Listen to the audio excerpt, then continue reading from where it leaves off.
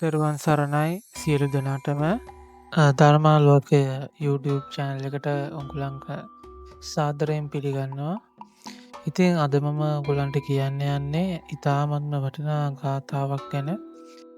ඉතින් මේ ගාථාව සම්මුඛ පරීක්ෂණයක් වෙන්න පුළුවන්, විභාග කටයුත්තක් වෙන්න පුළුවන්, මොනයම් හෝ ආකාරයේ සුබදායී කටයුත්තකට යන්නට පෙර භාවිතා කරන්න පුළුවන් ඉතාමත්ම සුදුසු ගාථාවක් ගැන තමයි අද මම ඔගුලන්ට කියන්න යන්නේ.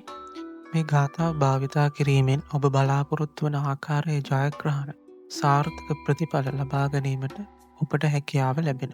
ඉතිං මේ ගාථාව තමයි ජයෝ මුනින්දස්ස සුබෝධිමූලේ අහෝසි මාරස්ස පරාජයෝහි යුග්ගෝ සයුන් දේවගනා පසන්නා ඒතේන සච්චේන ජයස්සු මයියා.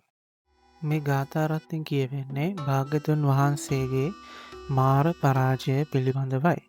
ඉති මේ ගාථාව තුන්වරක් සච්චායනය කිරීමෙන් ඉතාමත් සාර්ථක ප්‍රතිඵල ලබාගන්න පුළුවන්.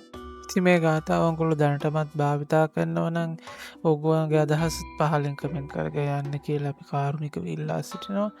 එන්න අදට අපි ගිහින් එන්නම්. ඔබට තෙරුවන් සරණයි.